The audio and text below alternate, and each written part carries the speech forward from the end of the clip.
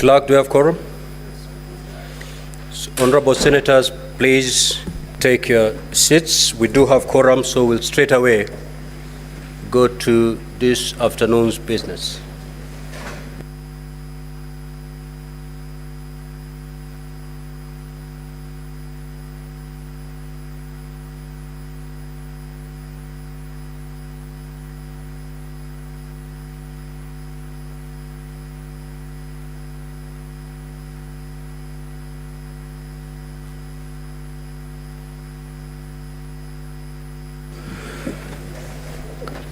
Clerk, you may now call the first order.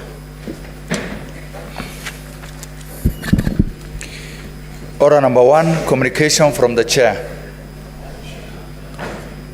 Order number 2, hearing and determination on the proposed removal from office by impeachment of His Excellency Rigathi Gachagua, EGH, Deputy President of the Republic of Kenya.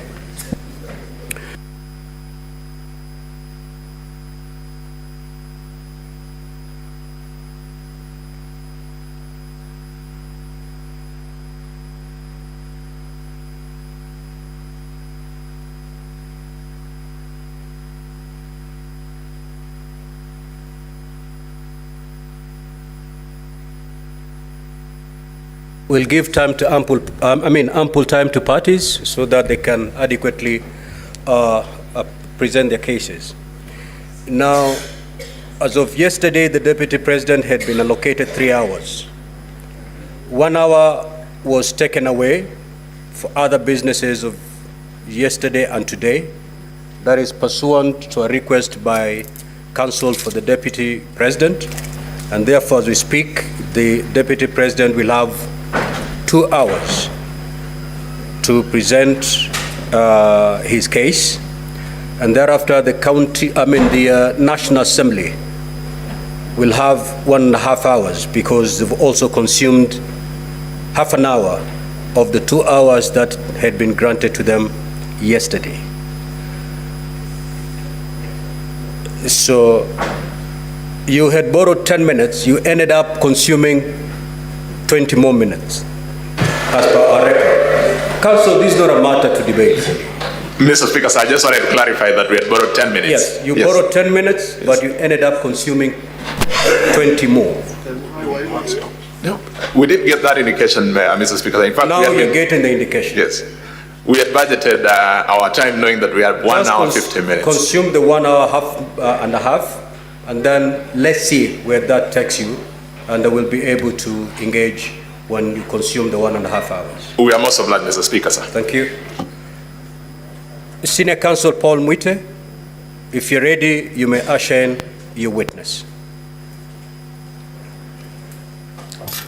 Mheshimiwa Speaker, just to get clarification, I was under the impression that the National Assembly will proceed and close their case, and that then counsel for the Deputy President will now present the Deputy President, who is the only one that we are calling as a witness, and that thereafter the National Assembly will make their closing speech, and we will have the opportunity at that time to also make our closing speech.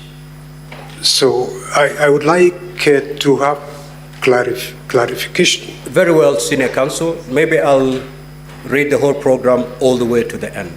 Thank you.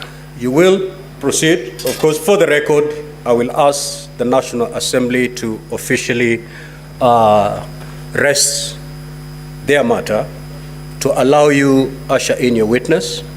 Once your witness takes to the stand, you have 2 hours to present your case. The National Assembly has 1.5 hours for purposes of cross-examination. Thereafter, the senators will have 1 hour to seek clarifications or ask questions.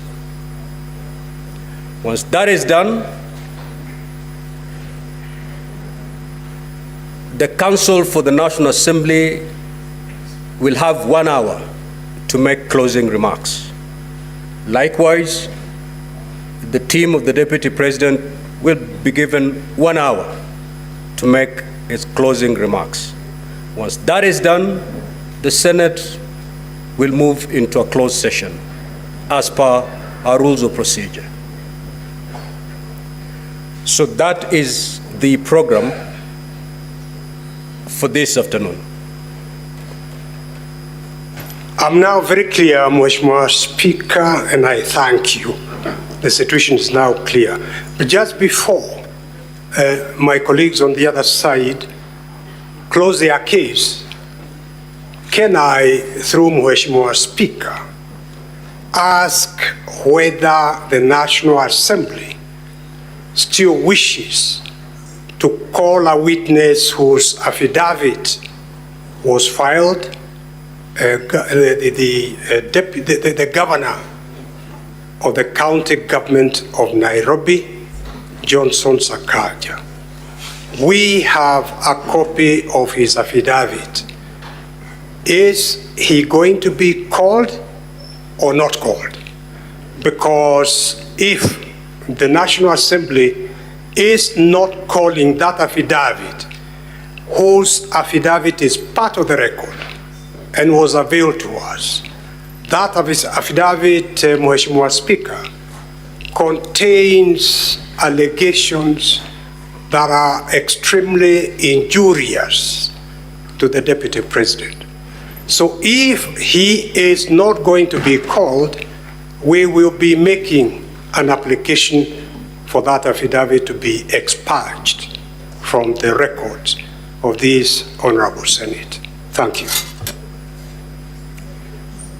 Counsel for the National Assembly, you had listed quite a number of witnesses. Are you going to call all of them, or are you going to, for the record, are you going to close your case where we are now? Mr. Speaker, sir, on behalf of the National Assembly, we shall close our case where we are. Mr. Speaker, sir, if you are with your permission, I could respond to the submissions by my learned senior, Mr. Paul Mwite. Please do. Mr. Speaker, sir, at the beginning of the proceedings that we are currently going through, this House did invite parties to give indications as to the witnesses they wanted to call. Mr. Speaker, sir, we gave the list of the witnesses whom we thought were relevant for purposes of clarifying what we needed to have clarified. If counsel for His Excellency the Deputy President did not do as much or did not take advantage of that window that was open, surely they cannot blame us for it. But secondly, and more importantly, Mr. Speaker, sir, yesterday, in the course of the deliberations in relation to one of the preliminary questions that had been raised, you gave a very clear ruling on the intendment of Rule 20 of the rules of this House. In particular, the understanding was that every material that was forwarded by the Speaker of the National Assembly to this House constituted evidence in support of the allegations that are the subject of inquiry by this House. It then follows that if the application that learned senior counsel, Mr. Paul Mwite, is making were to be looked at in its totality, he is actually making an application to amend or to remove certain aspects of the evidence from the record. Mr. Speaker, sir, that is an issue that you settled and rested yesterday. I don't think it's an issue that is open for re-intervention. Mr. Speaker, sir, it should also suffice to note that even on our side, there are affidavits that form part of the record that came from the National Assembly. In particular, there is an affidavit sworn and which is in favor of His Excellency the Deputy President, an affidavit sworn by the joint executors of the will, that is Mr. Njoroge Rigeru, together with the other executors. It is part of this record. We have not made an application to have it expunged. We have an opportunity to deal with it when the time comes. Lastly, Mr. Speaker, sir, The nature of the sittings that this House currently is undertaking is quasi-judicial. It is inquisitorial in nature. If that is to be the correct position, Mr. Speaker, sir, then the rules of evidence as we know it in the court would not necessarily bind the proceedings, because what has been presented is the subject of what the honorable senators are going to investigate. At the end of it, it is not a judgment that they will be giving, it will be a vote. I rest my case, Mr. Speaker, sir. Senior Counsel Paul Mwite. Mheshimiwa Speaker, first and foremost, the affidavits that my colleague, my learned friend, referred to were sworn by the executors of the will of the late brother to the Deputy President. They were filed in the National Assembly, in the proceedings in the National Assemblies. They were never filed here as affidavits of witnesses that we proposed to call. With regard to the affidavit of Governor Sakaja Johnston, it was specifically filed in the Senate, an affidavit of a witness that they intended to call. That affidavit has material injurious to the Deputy President. Mheshimiwa Speaker, we were looking forward to cross-examining Governor Sakaja so as to bring out the truth to assist this Honorable Senate to make a decision. If he is not being called, and in fairness to the Deputy Governor, all that we are asking is that affidavit be expurged together with the affidavit of Peterson Jomo, who they are not calling now, and also the affidavit of Mercy Wajau, who is not being called. It is not fair to file affidavits containing information allegations injurious to the other party, then ask that those affidavits to remain as part of the record without calling them and availing them for cross-examination. So my application is that the 3 affidavits be struck out. Thank you. Mr. Speaker, sir, just for clarity, there is absolutely no new material that was presented after the material that was sent to this House from the National Assembly. For instance, the affidavit by His Excellency Johnson Sakaja is to be found at volume 1 of the documents that have been filed. Maybe Counsel for the National Assembly, let me get it clear. Yes, the Mr. affidavit by the Nairobi governor, was it filed after the proceedings of the National Assembly, or it forms part and parcel of the proceedings that came from the National Assembly? It forms part and parcel of the proceedings that came from the National Assembly. In particular, Mr. Speaker, sir, all those affidavits form what constituted part of what came into through public participation. So just hold on that so that we make progress. Senior Counsel, you have indicated that the affidavit by the Honorable Governor for Nairobi did not form part of the documents that emanated from the National Assembly. Now, the position as held by the Council of the National Assembly is to the contrary. These are things we can settle now. Did it come with a bundle of documents from the National Assembly, or it was filed after the Senate was seized of those documents? Mheshimiwa Speaker, I have been corrected by my colleagues. The affidavits were, the affidavit by Governor Johnson Sakaja was actually part of the public participation. So it was part of the record of the National. So now, yes, let's move to the two. Yes. Let's move to the two. Now, have a seat, Senior Counsel. Counsel for the National Assembly.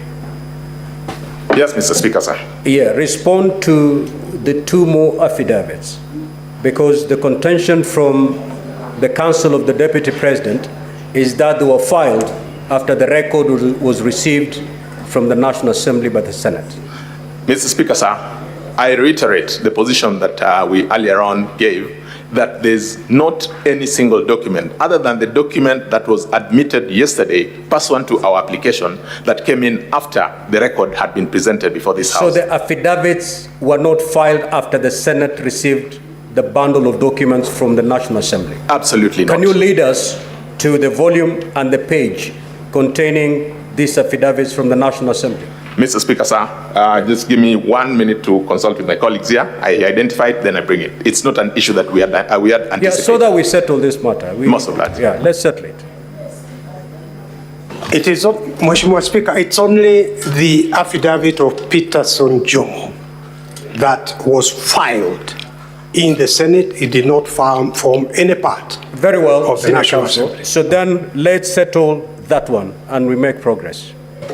We need not argue on this matter. Mr. Speaker, sir, I think what happened is that we skipped the opportunity to identify the documents from both sides of what had been filed. The documents that we filed yesterday has a volume 8. That is the document that contains the affidavit of Peterson Jomo. So it is that affidavit, if you go to the Senior Counsel, it is that affidavit that they're looking forward to cross-examining the deponent. Now that you've closed your case, the argument from the Counsel of the Deputy President is, how then are we going to test the truth of those averments? What say you on that? Mr. Speaker, sir, I did give an indication that, number one, at the commencement of these proceedings, any party who wanted to cross-examine any of the deponents of any of the documents had an opportunity, upon your invitation, to invite such parties to appear before them. If our counterparts appearing for His Excellency the Deputy President did not find it appropriate to call that witness at that point in time, they cannot now hold us to say that you had said you'd call this person, you will not call them. Because the person we were to call was for purposes of clarifying what we thought was important for us. Now, this being an inquisitorial proceeding, a quasi-judicial proceeding, Mr. Speaker, sir, I think it would be a stretch to expect that if we didn't call or if we didn't avail any of the witnesses that were mentioned in any of the affidavits, then as of necessity that follows that record or that affidavit needs to be expunged. That's what I was saying. Pursuant to your ruling yesterday, that is evidence and material that was presented yesterday. It forms part of your record. Now, before I give my way forward, Senator for Nairobi City.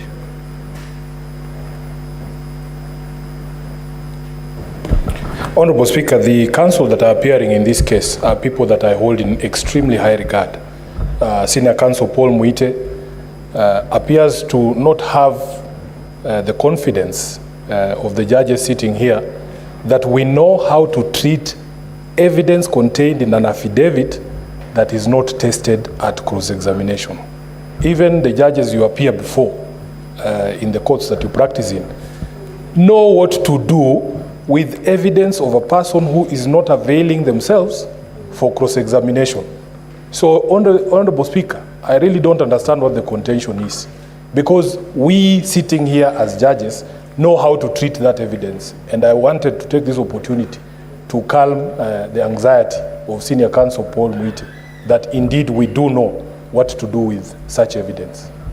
Now, so that we make progress,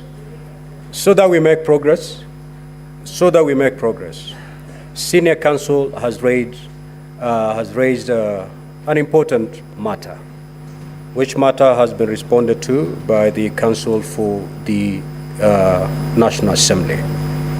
Now, honorable senators, there is an affidavit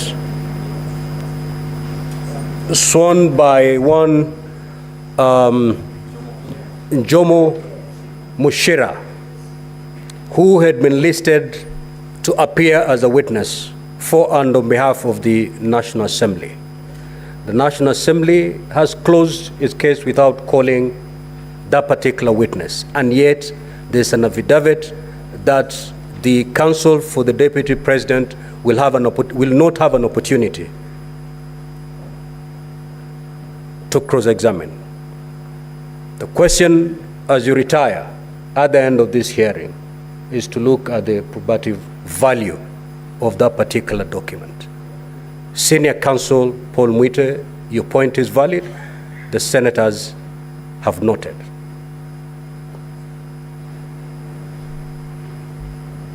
Because this is an important, very important institution which judicial function, court of record, permit me to put on record that there is a slight distinction between counsel and the client. I have absolute full faith in honorable senators, including my friend, the senator for Nairobi, but I am carrying out instructions of my client. Yeah, so I've given direction on this particular matter. Let us move forward. Having said that, Senior Counsel Paul Mwite, if you're ready, you may now usher in your witness. Mheshimiwa Speaker, we are anxiously waiting for the Deputy President.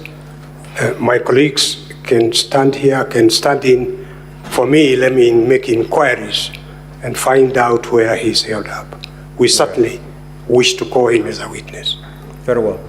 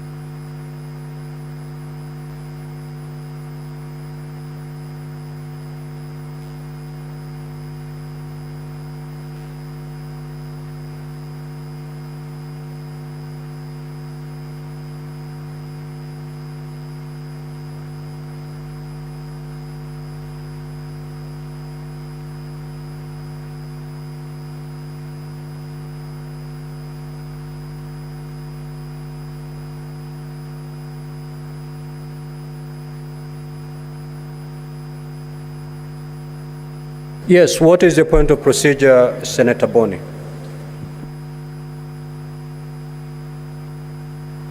Unprecedented, to the extent that when we stand down business in this House, it normally arises from a communication from the chair that you're temporarily, for a specific time, suspending the proceedings.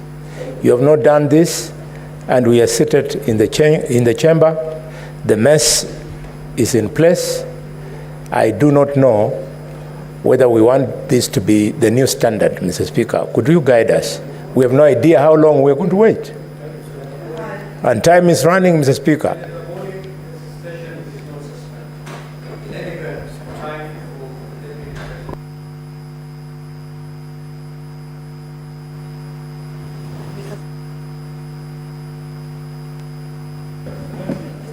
Honorable Senators, at the rise of the House at 1:15, I made it clear that upon resumption, the Deputy President was going to take the stand. We came in here, I communicated the program for the afternoon, and I said we're going to execute it with military precision, owing to the fact that we need to conclude business today. Senior Counsel Paul Mwite indicated that he cannot get hold of his client. That is not the concern of this House. So time is running.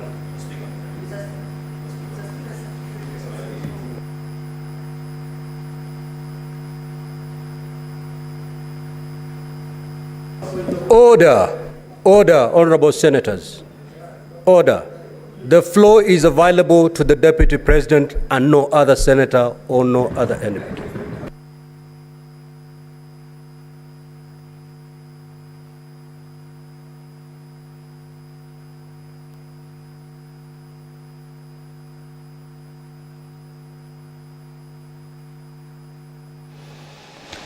Well, the Speaker of the Senate, Honorable Amason Kingi, currently presiding over the business of the Senate this afternoon, has just directed that the floor at this particular juncture is not available to any other senator owing to the... Enoch, I used very basic English. I know you. You have such a wonderful grasp of the language. You need not to get any clarification.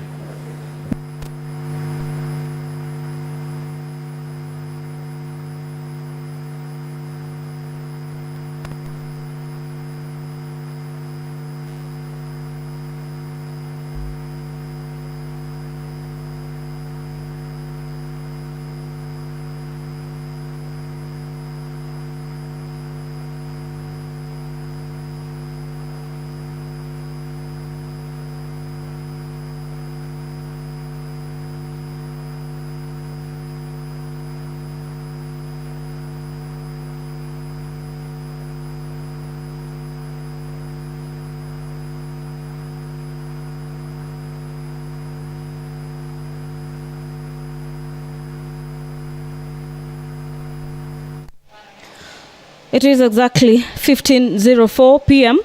this afternoon, being the 17th day of October 2024.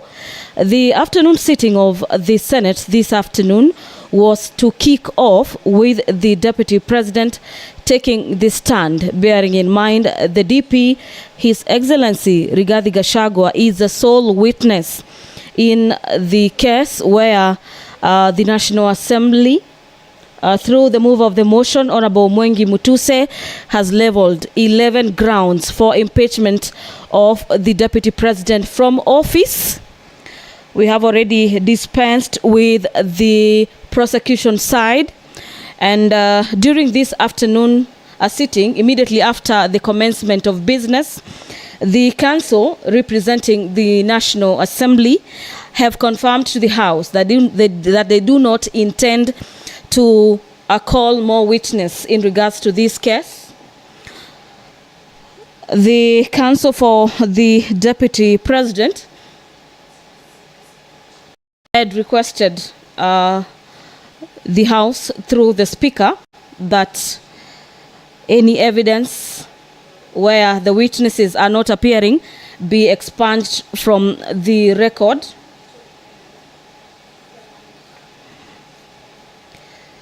It is a moment of waiting at the Senate this afternoon as the House awaits the arrival of the Deputy President Rigathi Gachagua, who is set to take the stand at the Senate this afternoon and prosecute his case through himself as well as his defense, and convince senators why the 11 grounds listed for impeachment should be quashed by the House.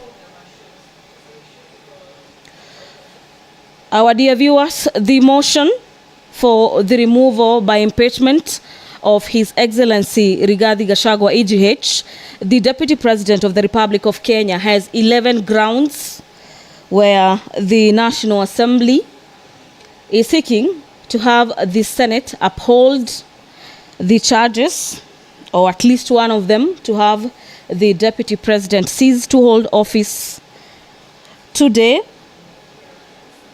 The mover of this motion, Honorable Mwengi Mutuse, who also serves as Kibwezi West lawmaker, has told senators for the better part of yesterday and today that his desire through this motion is that the House finds the Deputy President to have committed the offenses listed in this motion. And this afternoon, the defense of the Deputy President, led by Senior Counsel Lawyer Paul Muite, will be seeking to water down those charges by the evidence that they will be presenting before the Senate this afternoon. And to just take you through probably some of the charges that the Deputy President will be seeking to counter this afternoon is charge number 1 on the gross violation of the Constitution and any other law. This is pursuant to Articles 150, subsection 1BI of the Constitution.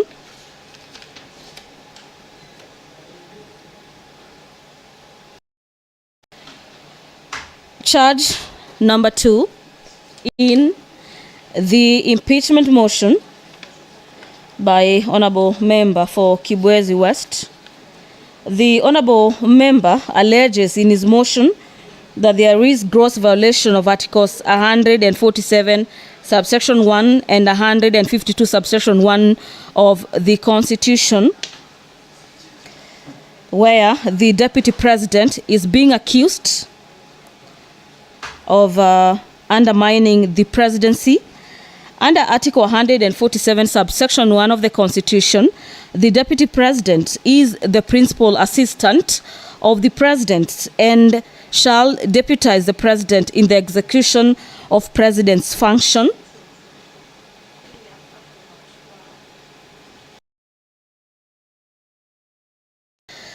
In this motion, the Honorable Deputy President is accused of going in contravention with cabinet resolutions on matters evacuation of people residing along Nairobi River,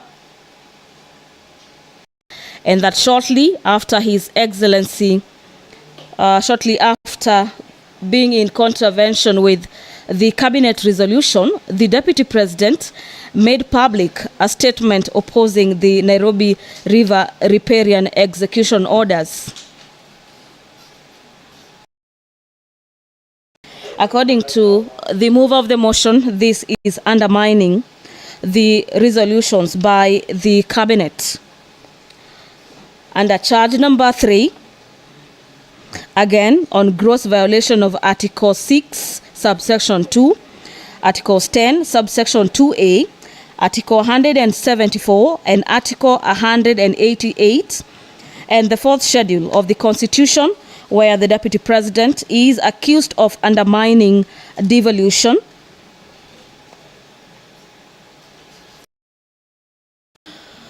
The mover of the motion in his motion states that on the 20th of September 2024, His Excellency Rigathi Gachagua, recklessly and mindful of the high calling and dignified status of the office of the Deputy President, unlawfully interfered with the running of the Nairobi County government by holding a public rally in which he incited citizens against lawful directives by the Nairobi City County government on the planning and relocation of markets.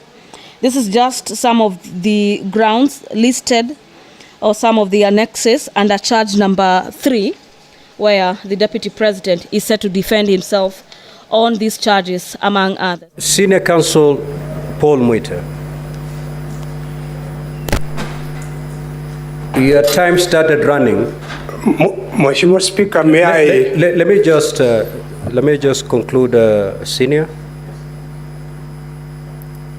Your time started running at the time I requested you to usher in your witness.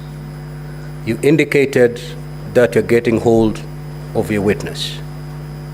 We'll give you all the time you need to get hold of your witness, but to let you know that the clock is running, and it's running on your client. You can take all the time, but his time is running out. After 2 hours, he's not appeared, the chair will make a ruling pursuant to the rules of procedure.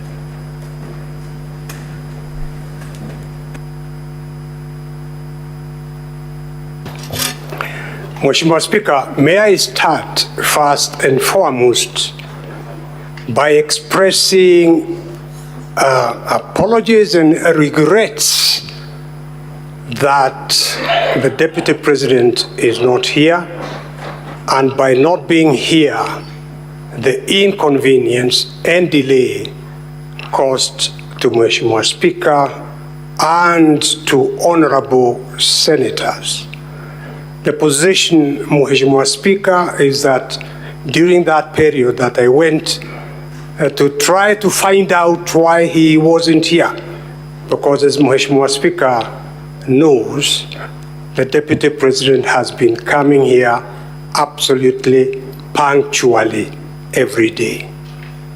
The sad reality is that the Deputy President, the Republic of Kenya, has been taken sick, very sick, and as I address Mr. Speaker in this honorable House, senators, he is in hospital, Mheshimiwa Speaker. That is a sad reality.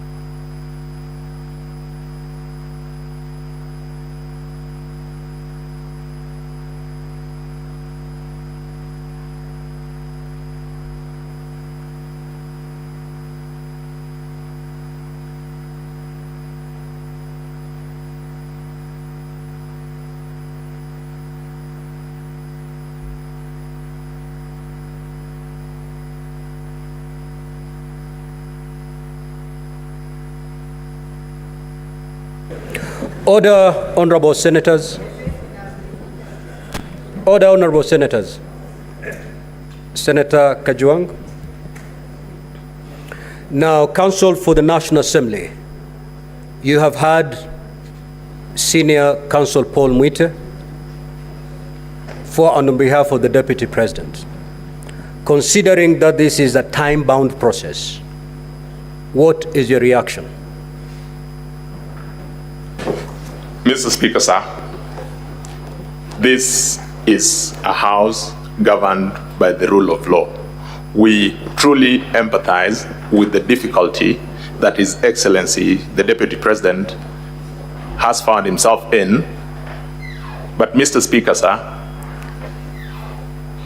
pursuant to Rule 11 of the rules governing this process, if I may, with your permission, maybe counsel for the National Assembly. Yes, Mr. Speaker, sir. Just take a seat before you make your rejoinder. Senior Counsel Paul Mwite, having said whatever you've said, what is your proposed way forward so that a reaction can be put from the National Assembly? Are you telling us we wait until your client gets here? What is your proposed way forward?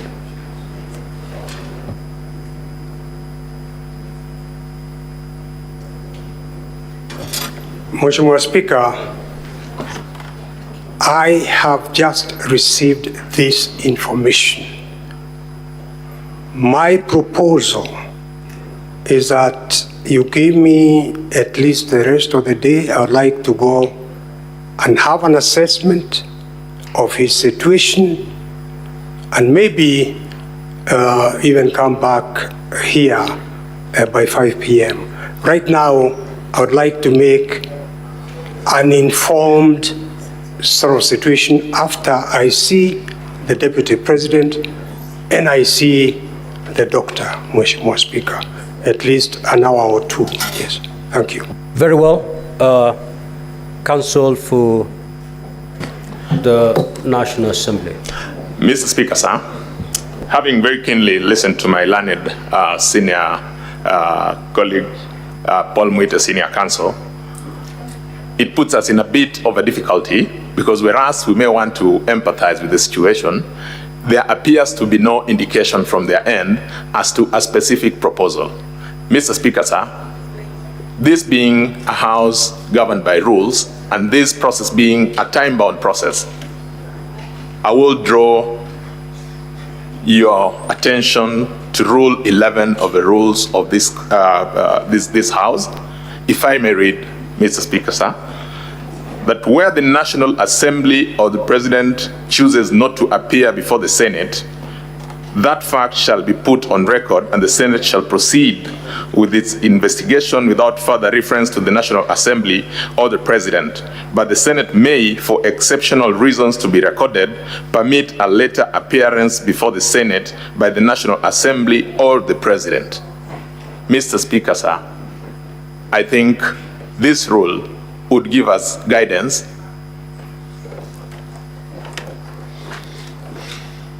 we may proceed. If it becomes necessary, then any additional material may then be availed. This is a time-bound constitutional process, Mr. Speaker, sir. I'm most obliged. Let me pick the wisdom of my wonderful senators before I make my decision on the way forward. Now, I understand that all of you are wise men and women. Speaker, can I just say a word? Yes. I've heard what Senior Counsel Paul Mwite has said. And Mr. Speaker, you have made it quite clear that these proceedings are time-bound. It's not so much about the situation in which His Excellency the Vice President finds himself. It's about the Senate complying with the provisions of the Constitution. That within that time frame, you must make a decision. Reading the standing orders that my learned friend, Mr. Rick Gumbo, has referred to, it would be useful to this House if Senior Counsel Paul Mwite could probably give us a way forward in terms of the time limitations that the Senate has. I'm saying this because we don't want somebody to say that the Deputy President was not given an opportunity to be heard. I think the Senate will want him to be heard. But knowing the time limitation, what suggestions does the Senior Counsel have to ensure that we keep within the time parameters? At the same time, the Deputy President is given his space to defend himself. So we have two sides. We have the minority side and the majority side. I will only allow the two leaders to speak. If you need to consult in the next 1 minute.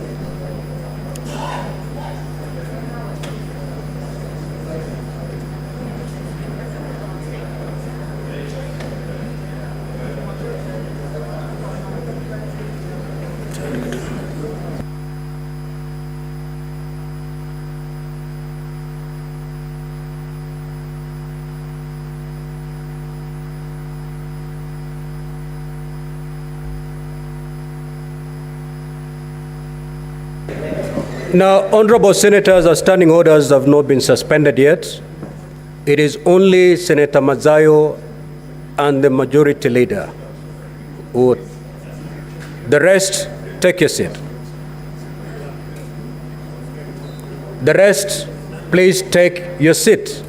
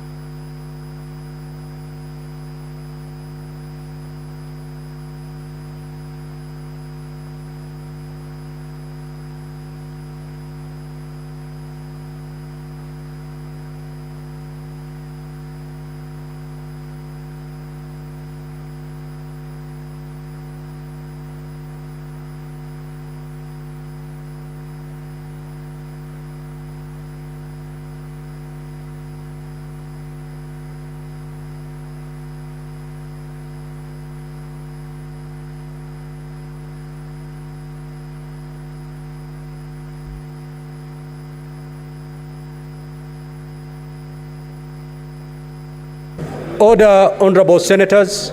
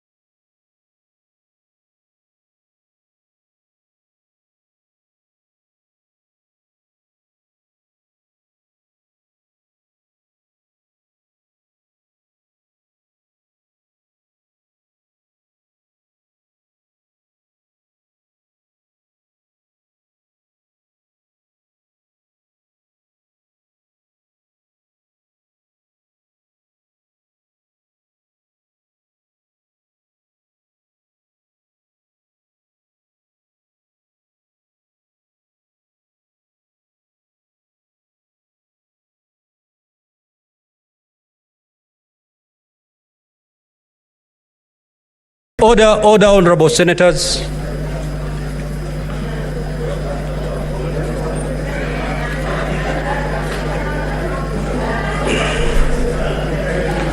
Order, honorable senators. Senator Sigei, please take your seat.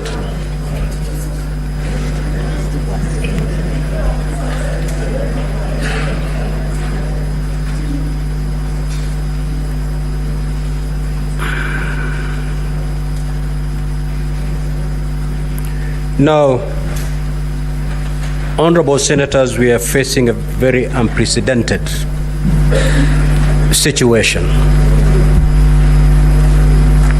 At the rise of this House at 1:15, I indicated that upon resumption, we were going to hear the Deputy President.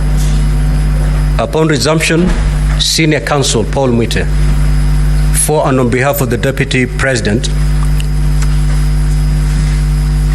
when I asked him to usher in the Deputy President for purposes of presenting him to give his evidence in chief, the Senior Counsel indicated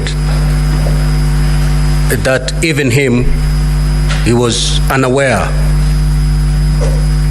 of the whereabouts of his client, and he asked for a few minutes to go fetch him wherever he was.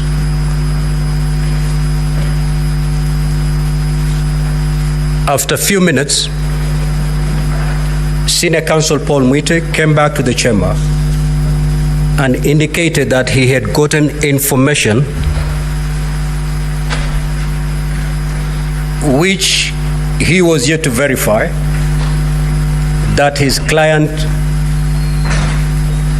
had fallen sick, and indicated that he needed time to go look for him in whichever hospital he is, and that he should be given up to 5 p.m. today. The Counsel for the National Assembly, in response, indicated that this is a time-bound process. He referred to the Senate to rule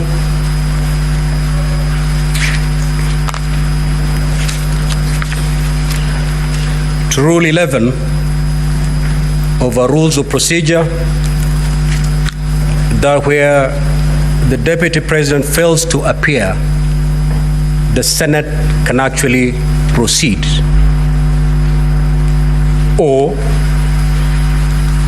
for exceptional reasons to be recorded, permit a later appearance before the Senate of the Deputy President. Having considered the two sides,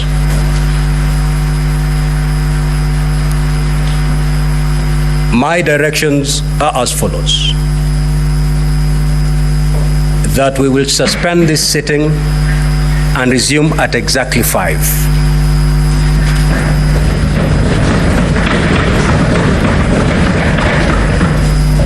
So the Deputy President, we expect the Deputy President then to take the witness stand at 5.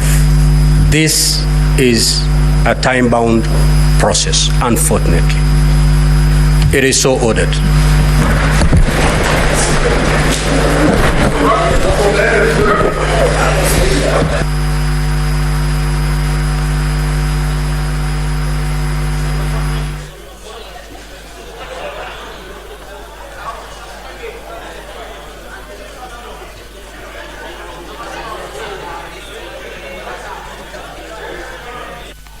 The Speaker of the Senate has directed that the sitting be adjourned for about a couple of hours to allow the counsel for the Deputy President to get hold of him. As it is, our dear viewers, at this particular juncture, the lead counsel for the Deputy President has just told the House that they could not get hold of their client requesting for more time to get in touch with the client. Senior counsel lawyer Paul Moite has told the House the information he has is that the Deputy President has been taken ill. And so for this juncture, we will be taking you back to the broadcasting house KBC. We will be resuming these normal proceedings again at 5 p.m. My name is Gladys Mungai, and on behalf